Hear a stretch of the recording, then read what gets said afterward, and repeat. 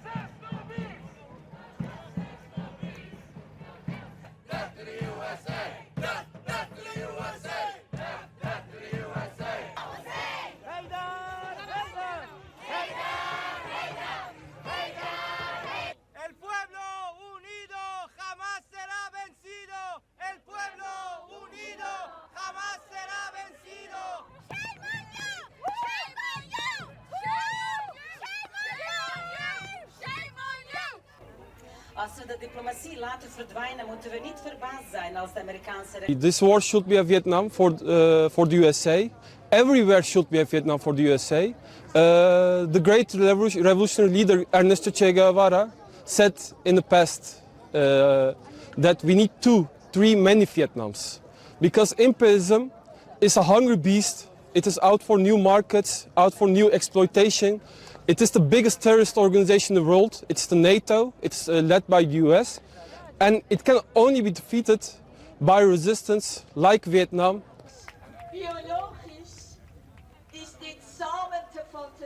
Everybody, anyone in the NATO is complicit. Anyone who's legitimizing the US as a government is part of this aggression. So it's not just like, are the European countries doing enough? No, the only thing they can do is what the imperialists do towards all the other countries. Like when imperialists have an enemy, they sanction it, they attack it. They don't even sanction the US or something. So no, they're part of the same imperialist alliance, the same imperialist movement. It's just the US is the biggest and strongest in this imperialist aggression.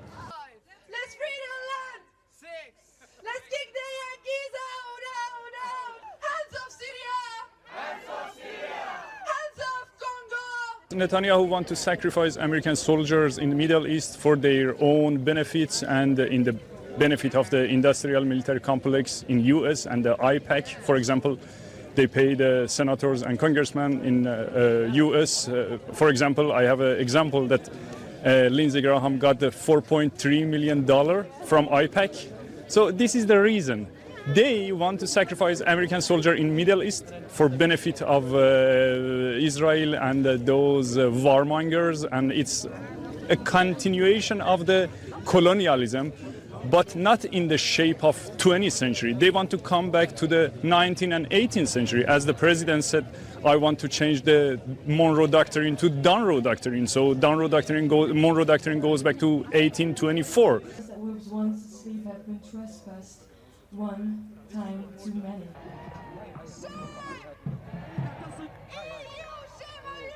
So I don't believe that the European governments are doing enough to push back. Why do we have to send our children to die in wars that have nothing to do with us? Why do we have to be involved with a petrodollar We don't need to be involved with Iranian affairs. It is another government. We don't have the right to force them to do things that we want them to do. We need to divest from the USA. We need to divest from Israel. They are causing severe damage, not just to individual nations, but to the planet on a whole. U.S. consulate! U.S. embassy! Israel! USA! Free the people! Zionists! Zionists! Palestine! Free, free Palestine! Free, free Palestine! Free Palestine! Hands off Palestine! Hands off Palestine! Hands off Iran!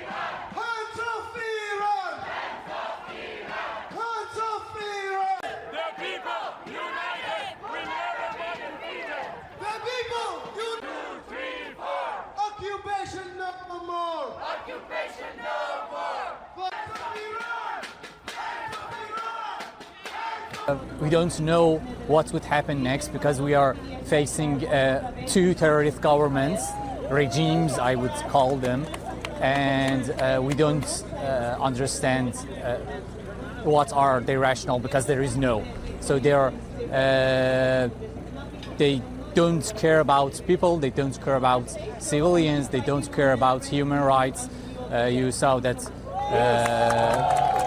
their war ministry, as they call it, it's not defense anymore. So they said, we want to kill everyone, we want to kill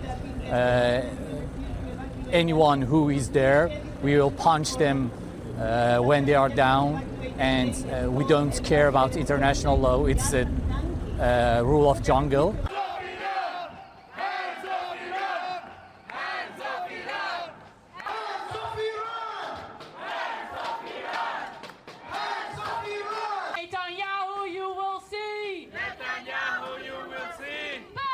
Maybe people in the United States don't care, but people around the world care about what's happening around the world. Sudan, Gaza, Venezuela, everywhere around the world, they care about it.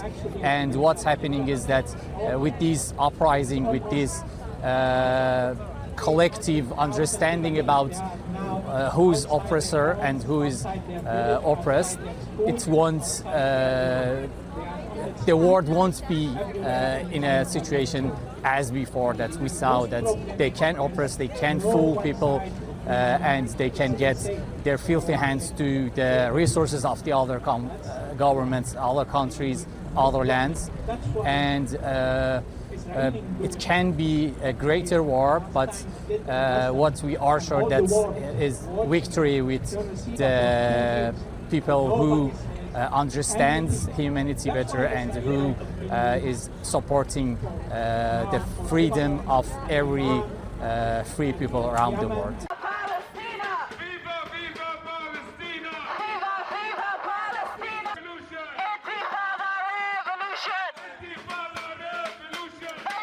I think the resistance are too close to victory and to freedom, because our enemy, Israel and United States, thought they destroyed totally resistance in Lebanon and in Palestine. But despite of their thought, they are strongly resistant against them.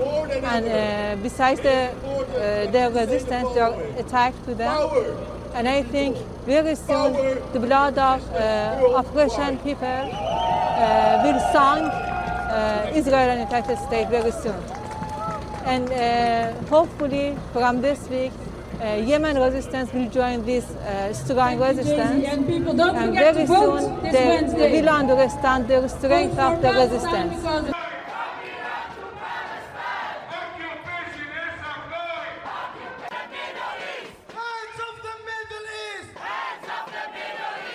This is a protest about basically against war in Gaza, war in Iran, war in Lebanon. So I carry my Spanish flag here.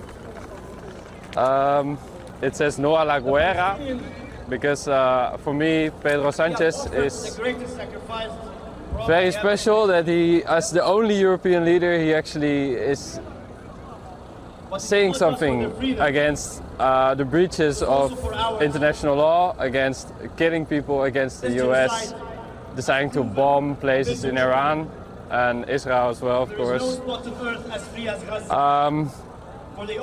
Yeah, I think it's very special that at least one country in the EU is openly talking about this and telling Trump to fuck off.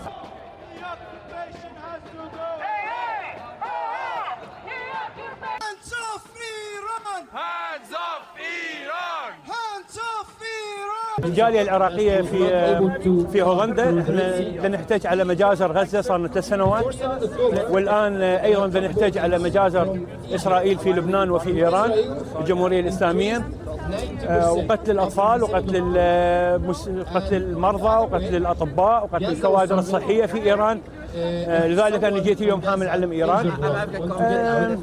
هل أتوقع حرب عالمية ثالثة؟ حضرتك سألتني، ما أعرف والله، هو حسب تعتمد إيش وقت ترامب ونتنياهو يقتنعون إنه كفاية دماء، وهاي تعتمد على مسيرة الأحداث وعلى تفاعل شعوبنا ويا اللي دي يصير. إيران مو هي المستهدفة في هذا الهجوم، كل المنطقة العربية مستهدفة، كل المسلمين مستهدفين. إن شاء الله يصير وعي، إن شاء الله يصير تحرك بالبلدان العربية والإسلامية ضد هاي الجرائم.